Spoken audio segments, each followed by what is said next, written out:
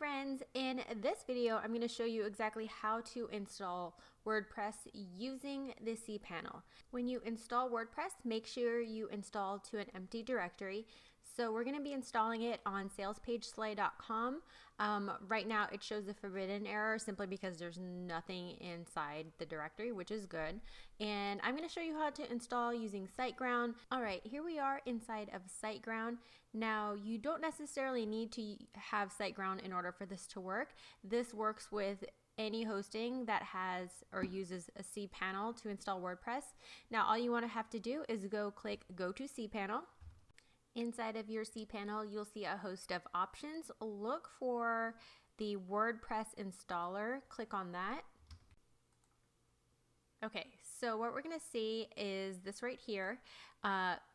To install the WordPress, go ahead and click Install. And it's going to ask you to choose a protocol. It likes the HTTPS. However, if you haven't purchased an SSL certificate, then just do HTTP. Most of you will not have that SSL certificate. That's only if you're accepting payments, encrypted information, or anything online. Most of you will not, so just click HTTP. That way you don't have any issues. If you have multiple domains, click on this and then select the domain. And then this one is going to ask you the directory you want to install it in. A directory is basically a folder on your main site. I recommend installing WordPress onto a clean, empty website, and I don't recommend installing it into a folder. If you need to create two versions of WordPress on your site, I would recommend doing a subdomain. Otherwise, for the most part, leave this blank because we want to install it on a fresh site. Now we're going to go ahead and put in our site name. I'm going to do Sales Page Slay because it's what this site is. Site description. You can always change this. I just don't like the default information when I open WordPress. Ignore this. This username, password right here, it gives you a default one. I'm going to go ahead and delete all of this. Something super important that I want to point out is that it's going to give you a default email address that looks like this. This email address does not exist, and so if I lose my password or something, I won't be able to log back into my website. So go ahead and delete that and put in a valid username. All right, I'm going to go ahead and put in my username, password, and email. All right, once you've put in all of your information, go ahead and save that somewhere so you remember it when you have to log back in again.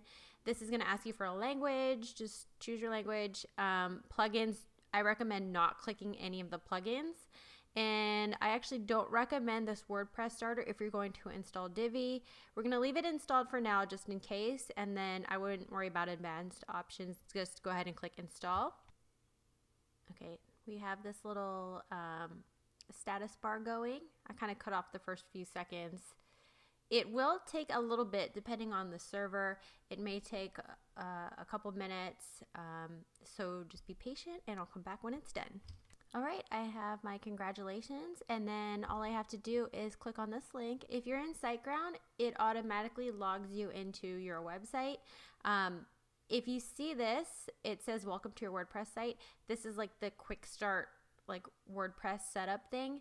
This is going to kind of like help you select your theme and some different things before you get started into WordPress. However, for most of my tutorials, I teach Divi, and I recommend exiting out of this, and this will take you straight to your dashboard. All right, that is it. WordPress is officially installed. If you have the WordPress starter plugin, it's going to give you kind of this little dashboard to kind of help you get oriented with WordPress.